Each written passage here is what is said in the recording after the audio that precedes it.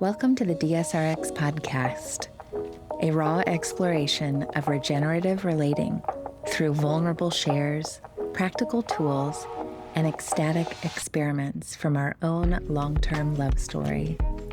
Beyond traditional dominance and submission, DSRX names a new terrain, devotion and service, that include the cycles of RX as a central medicine for integrating deeper power exchange and erotic connection.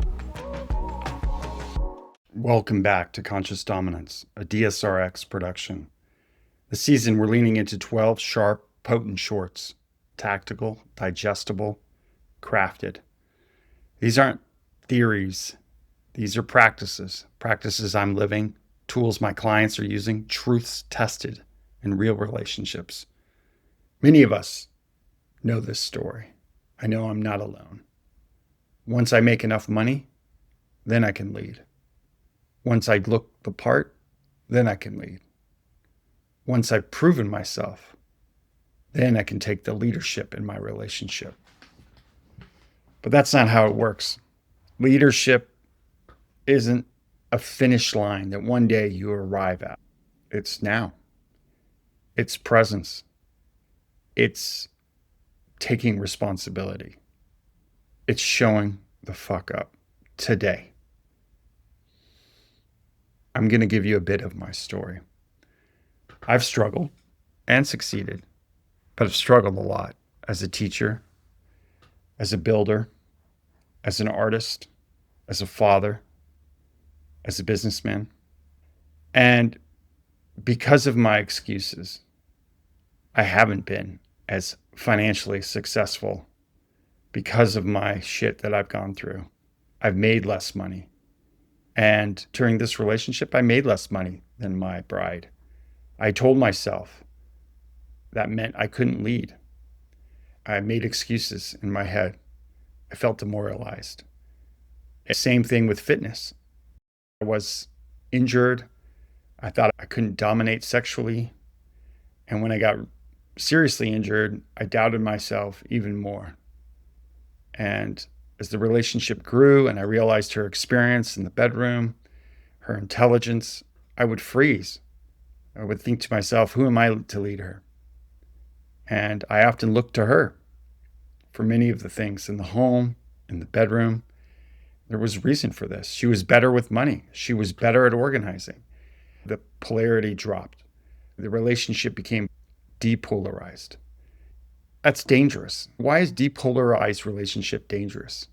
Because when you have a depolarized relationship and the woman loves you and she's a submissive, I'm going to tell you what happens. She's going to dim her light. She's going to shrink. She's going to make less money. She's going to dull her friskiness. She's going to dim herself until she doesn't, until you call her forth. She's going to dim her light so that you can feel big. This is dangerous. It's dangerous for both of you. It's physically, emotionally dangerous. If she constantly plays small so you can play big. And what I found is that there's really only one way out of this. You have to disentangle your worth from hierarchy. You have to feel like you're a worthy man, regardless of your bank account, regardless of your body, regardless of your age, regardless of your height, regardless of your rank, regardless of your cock, regardless of where you fit in the pecking order. We as men, we're wired for hierarchy. We're wired for status. But once you're in a relationship and you're in a dynamic with a submissive and a dominant, the hierarchy is done. You bring a new state of consciousness.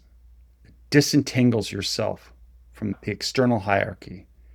Because at the end of the day, love is not hierarchical. Art is not hierarchical.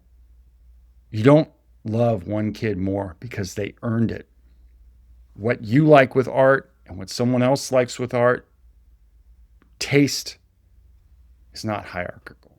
Sex is not hierarchical. Love is not hierarchical. Stop making leadership about where you fit on an external ladder. Stop putting yourself in relationship to others in comparison. Leadership isn't about being better than someone else. Leadership is about showing the fuck up in the situation that you're in the present moment. If she's playing small so you can play big, there's only one way out of this. You have to disentangle yourself from hierarchy. You have to start asking yourself, can you feel like a worthy man regardless of your bank account, regardless of your fitness, regardless of your rank? How do we find our self-worth when we're injured? How do we find our self-worth when things are flatlined? How do we find our self-worth when we don't fit there and yet keep the drive? How do you do this? Step 1, become aware. Be aware of your life. Know what's happening in your home. Know how your woman is actually doing. Awareness is the basis of leadership, the foundation. Step 2, vision. Who's providing the direction in the home? You can do it.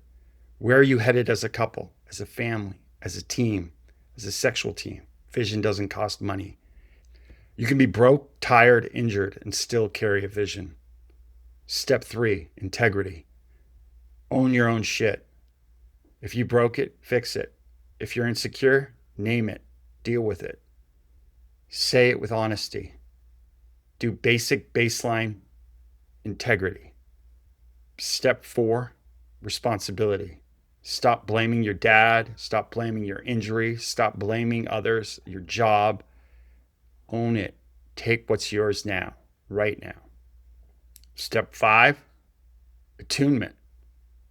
Feel your emotions. Listen to yourself. Feel her emotions. Listen to her. Don't numb out.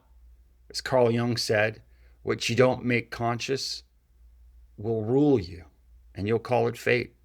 Feel it all. Let it come up. Attune yourself to yourself. Attune yourself to her in that moment. Step 6, be curious. Be creative. You can create a scene. You can create a story. You can ask what actually turns her on. You can be curious. These aren't luxuries. They're available to you right now. You can do it, whatever state you're in. You can have awareness. You can have vision. You can have integrity. You can have responsibility. You can have attunement, curiosity, presence. That's leadership. That's conscious dominance. That's conscious leadership. That's showing the fuck up.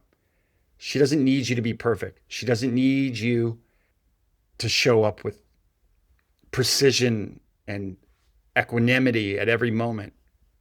She just needs to feel that you're trying, that you're moving forward. She needs to feel you willing to take responsibility for your life, for her, for the relationship. You're not necessarily having to do it all, but it means you're aware of it all. It means you're providing the vision, the direction, the stability. And when you do that, even imperfectly, guess what? You start feeling better about yourself. You begin to live with more integrity. You stop outsourcing your worth to some external metric where you fit in the hierarchy. And you start living in your own presence.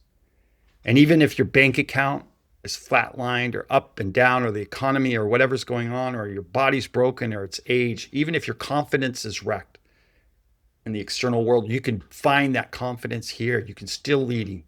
Don't check out. Don't abdicate responsibility. Grow up. Don't give up. Don't collapse. Show the fuck up. This isn't complicated. Yes, it's hard. Yes, but it's not complicated. If this hits you, you need some support, follow us on Instagram at DSRX Studio. Click the link in bio to get your weekly email. I appreciate you. I'll see you next week. Thank you for listening.